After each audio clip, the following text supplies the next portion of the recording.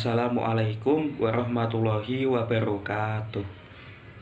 Halo, perkenalkan kami dari Kelompok 3 dengan judul Diagnosa Karakteristik Perkembangan Siswa, yaitu perkembangan fisik, kognitif, dan bahasa.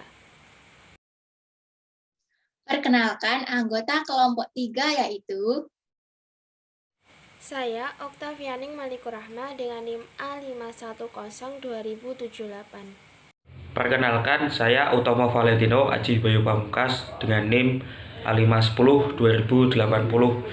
Perkenalkan, nama saya Intan Dwi Katika Putri dengan NIM A510-2083.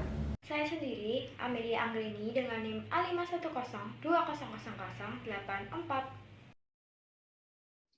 saya Atika Azara Hazima dengan NIM A510-20116. Di sini saya akan menjelaskan tentang karakteristik perkembangan fisik, kognitif, dan bahasa anak SD. Pertama, karakteristik perkembangan fisik anak sekolah dasar. Pertumbuhan biologis pada usia 10 tahun, baik anak laki-laki ataupun perempuan, mengalami pertumbuhan tinggi dan berat badan.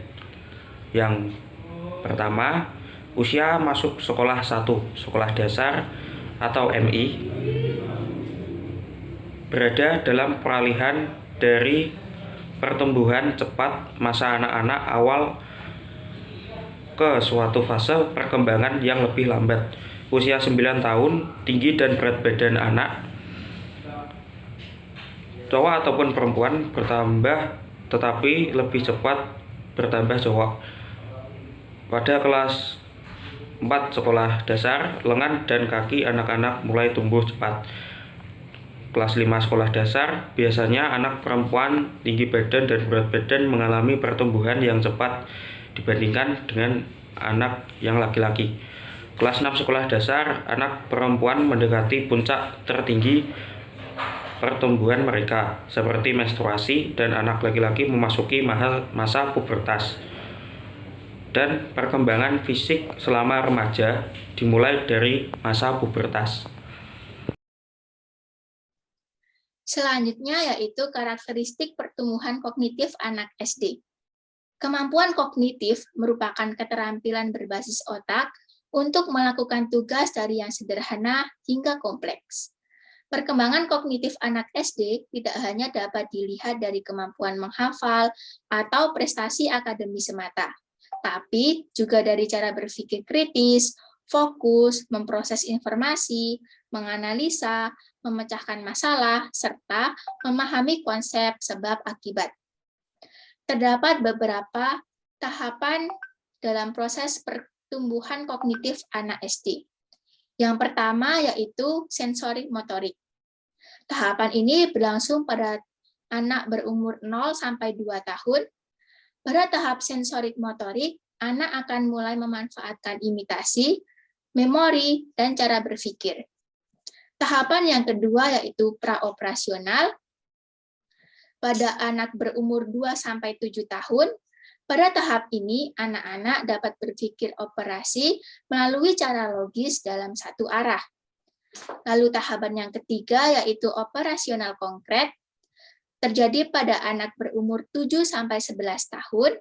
Anak-anak mulai dapat memecahkan masalah konkret dalam mode logis.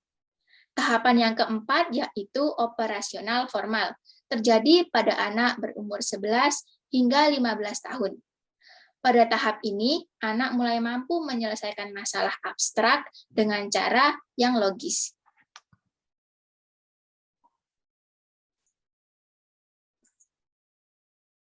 Berikutnya yaitu karakteristik perkembangan bahasa anak SD. Perkembangan bahasa anak SD ada dua, yaitu yang pertama, perkembangan fonologi anak-anak akan mengoceh, membuat bunyi bervariasi, dan makin kompleks mengkombinasinya. Lalu perkembangan yang kedua yaitu perkembangan sematik. Anak-anak mulai mengerti arti-arti kata dalam suatu konteks tertentu. Nah, Nah, di sini kita akan membahas tentang faktor-faktor yang mempengaruhi fisik dan kognitif pada anak SD. Yang pertama yaitu faktor yang mempengaruhi fisik pada anak SD. Di sini ada beberapa faktor yang mempengaruhi fisik anak SD. Yang pertama, pengaruh keluarga. Yang dimaksud dengan pengaruh keluarga adalah faktor keturunannya, seperti gemuknya atau kurusnya, terutama pada orang tuanya atau keluarganya. Yang kedua, faktor lingkungan. Pada setiap anak termasuk usia SD atau MI, lingkungan sangat berpengaruh pada pertumbuhan fisik anak. Yang ketiga, C, jenis kelamin. Biasanya anak laki-laki lebih kuat atau lebih cenderung lebih kuat daripada anak perempuan karena otot dan tulang anak laki-laki berkembang dengan baik. Yang keempat, gizi dan kesehatan. Anak yang memperoleh gizi dan kesehatan yang baik akan membantu pertumbuhan fisik anak juga lebih baik lagi. Yang kelima, lingkungan keluarga, sekolah maupun masyarakat dapat membantu mereka memberikan gizi yang cukup untuk perkembangan fisik anak tersebut. Yang keenam, status sosial ekonomi. Keadaan status sosial ekonomi juga berpengaruh pada perkembangan fisik anak. Peran keluarga yang dapat memberikan makanan gizi dan memelihara kesehatan mereka. Yang ketujuh, gangguan emosional.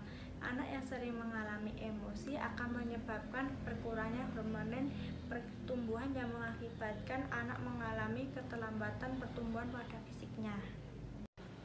Nah, sekarang kita membahas yang kedua, yaitu faktor yang mempengaruhi kognitif pada anak SD.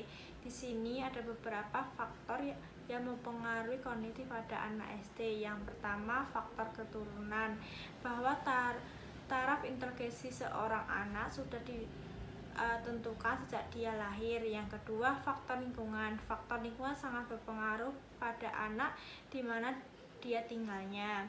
Yang C, kematangan. Tiap organ tubuh manusia, baik fisik ataupun psikis, dapat dikatakan matang jika ia sudah benar-benar bertanggung jawab pada apa yang dikerjakan.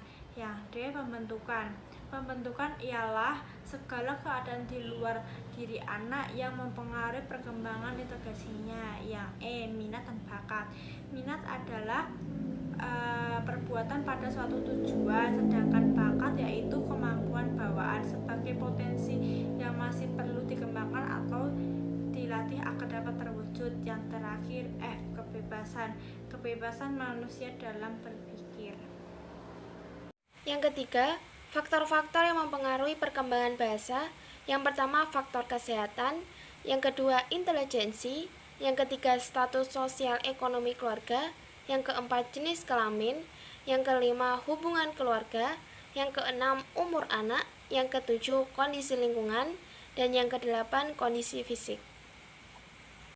Kemudian C, upaya yang bisa dilakukan agar dapat memahami karakteristik perkembangan fisik, kognitif, dan bahasa pada peserta didik, yaitu pertama, dilakukan observasi. Kedua, menulis catatan anekdot. Yang ketiga, melalui angkat dan wawancara. Dan yang keempat, menggunakan rangkaian tes.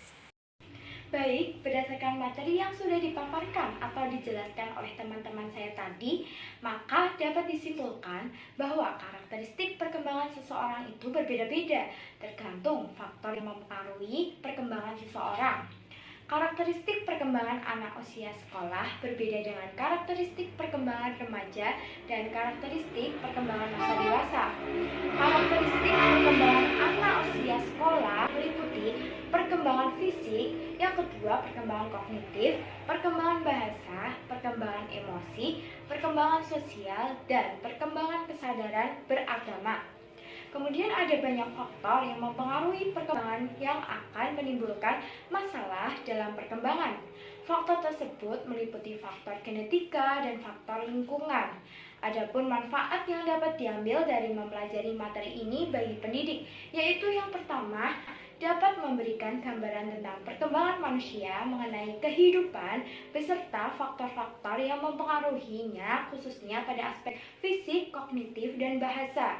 Yang kedua, memberikan gambaran tentang bagaimana upaya yang tepat dalam proses pembelajaran agar sesuai dengan karakteristik perkembangan karakteristik peserta didik usia sekolah dasar.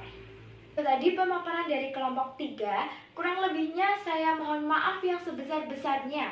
Oke, sebelum kita akhiri video kali ini, izinkanlah saya memberikan pantun untuk kalian semua yang sedang menonton video ini. Baik, menata kayu di teras rumah, kayunya berasal dari Kenya. Selesai sudah presentasi kita. Sebelum pergi, jangan lupa like-nya. Terima kasih. Wassalamualaikum warahmatullahi wabarakatuh.